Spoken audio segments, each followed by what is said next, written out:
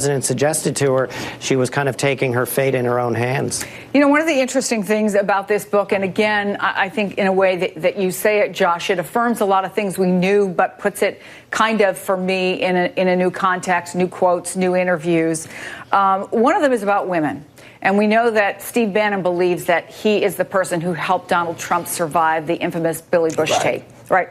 So obviously, he was elected president. He got by that. We're in a very different sort of set of beliefs right now. America has changed its tune on the treatment of women.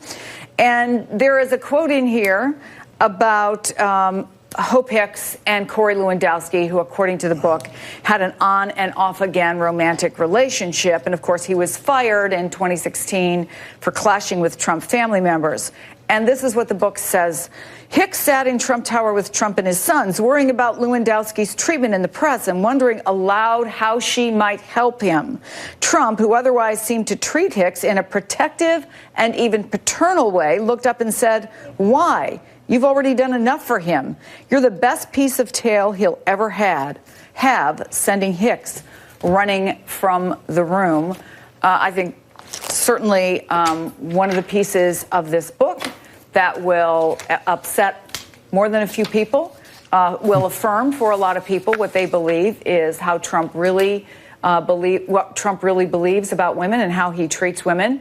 And yet the person who's about to come to the podium, Sarah Sanders, will talk often about how she's the first mom who has held that job. In the book, there is a lot about how he certainly believes that he can trust women more than he can trust men. Many of the people closest to him who have been survivors, like Hope Hicks, are women. What do you make of that part of all this?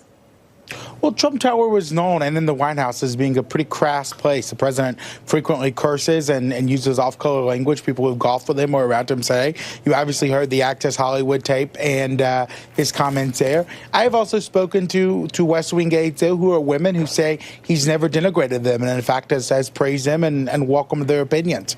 So I think on one hand, you see that he can make vulgar and inappropriate comments about, women or their appearance and kind of be not necessarily presidential in that.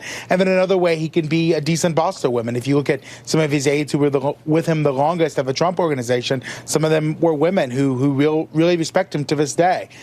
So it's kind of a bifurcated reality to some degree. The president obviously has been caught on tape doing one thing, and we've heard stories of him doing similar things that were likened to the Access Hollywood tape. And I've also heard stories from women who say they've never seen that from him.